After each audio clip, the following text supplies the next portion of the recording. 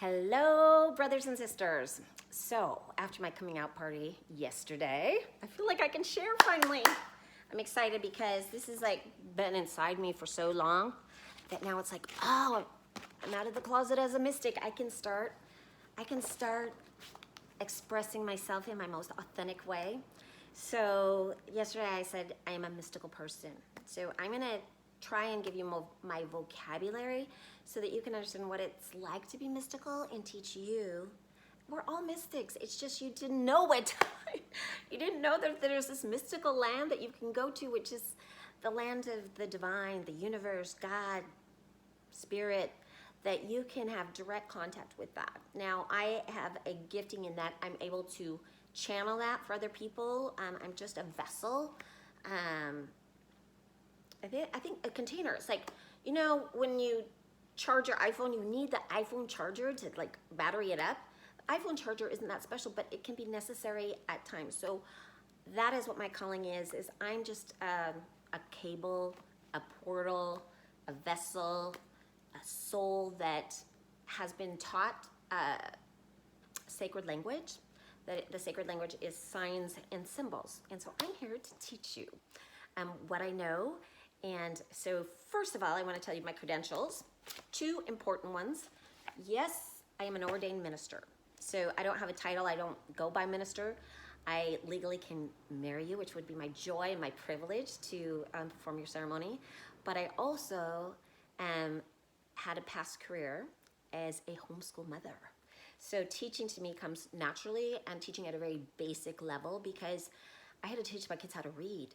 And not knowing how to teach to read and learning, I felt like the best way to teach to read, I had to do some research. So this is all practice to me. This is the first time I've taught signs and symbols. This is the first time I've come out as a spiritual teacher. But that is what I'm being called up to do. It's like that voice in your ear. It's like, you got to teach this. You got to show them. And it's my honor and my privilege to step into this role. So first, so those are the two credentials. Teacher before, done it a lot of years, and I am an ordained minister. Now, I put something on my finger here because I want to show you how this all works. So when I say it's sacred, it's a sacred language, and also it's a spiritual language. So if I have a ring on my left finger right now. I'm not married, so I typically don't, so I'm going to take it off. But this person, if I had this on my finger, you would most likely assume that I was partnered with someone in a committed relationship. Now, that's just see it, that means something. That is a sign. It's not, woo, that's like so spiritual. No, it's a sign, it's a token. And in the fourth dimension, which is the spiritual realm for me, so when I'm on 3, I am I'm gonna say I'm a really great real estate broker. I can read contracts, I understand deadlines, I understand negotiation. I can stay right here, right on track with you and tell you about subjective satisfaction. Can't even say it now. Subjective satisfaction. Why can't I say it? Subjective satisfaction. Well, obviously I'm in too much. That's so funny, I can't do that right now. Oh gosh, because I'm almost in 4. So I'm actually, because this video is, well, now you see how it is. I'm on, think of AM and FM. So in my 3D, it's like being on AM. It's like, you know, you're trying to find the dial, it's staticky. And then in FM, it's like, I just cruise between the dials. It's easy to tune in. The quality of sound's better. I personally love being in 4 FM frequency better because it's easier for me to understand and live. So when I came out yesterday, it was basically saying, yeah, I listen to 4. It's easier for me in 4.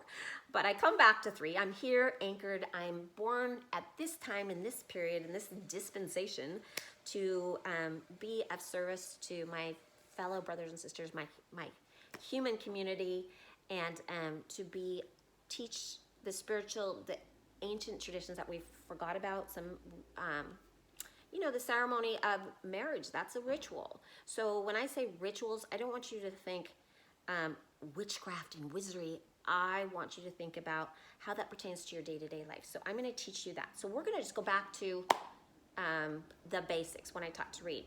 Now, in order to teach to read, I had to know how to read. So we're gonna, in the fourth dimension, if you say, I'm putting you, you're in kindergarten, we're gonna give you the rounded scissors, we're gonna color, we're gonna learn A, apple, ah. I basically am equivalent to, I've enrolled in med school. I just have enrolled. I have to study, I have teachers, it's hard. I am not gonna go do brain surgery today. It's gonna take me a while. I will have the ability as I progress, but so if you I'm not trying to talk down to you or anything like that, it's just that I've been through the basic teaching already. So minister and then homeschool teacher. So we're gonna start with the basics. See these, remember these? Capital A, lowercase a, and that's how we learn to draw them first. So that symbol says apple, ape, above. It just doesn't say ah. Now there's two different ways to write it. Oh wait, just a minute. We upgrade to cursive. So, you know, you get a birthday card when you're in first grade from your grandma and it's in cursive. You couldn't read it until you had learned the language. So hopefully this analogy will help a little bit. Okay, so then we all have our own signature. So if I write Tajimahal, I'm gonna write it different than you do. All of our imprinting or handwriting is unique to us. So your symbolic language is like graffiti. I won't be able to necessarily read yours. I can guess, but you're gonna know, oh no, don't you know? See this one right here? That's a Y. So if you tell me, oh, that symbol right there means Y, I mean, oh, you mean the heart? And in the cleft of the heart, it looks like a goalpost? I'm like, oh, okay, that means Y to you. I can learn that. So it's the same thing about signs and symbols. It's like learning to look for and pattern recognition. So when I'm making, I'll be like, oh, it's like a pattern recognition. So when my face does that, or it looks like, where'd she go? It's like, ding, ding, ding, I can read that now. So I'm learning to read all different things that daily. So then I want to let you know, so you can read the top line. It says, I like coffee. I went to University of Washington, took an intensive Japanese class, and then moved to Japan. So I can actually read this in Japanese. Kohi ga suki desu. Now, I don't expect you guys to be able to read that because you're not trained, right? Okay, so we're five sensory beings, right? Taste, touch, smell, sight, eyes, ears, smell. Gosh, I wonder, here we go. I don't know how to smell the alphabet, but I can teach you. Here's how you feel the alphabet. That's called Braille. So this is there's still an A, but the way I'm gonna experience it is different. This is Morse code. I'm gonna hear it. So if you can take all of that and say, Tosh has a special portal that's a special language that she's learned, and she's gonna teach it to me, that's what I'm here to do. So if you don't wanna play the game, if you don't wanna learn, listen, I don't blame you because it's kind of different.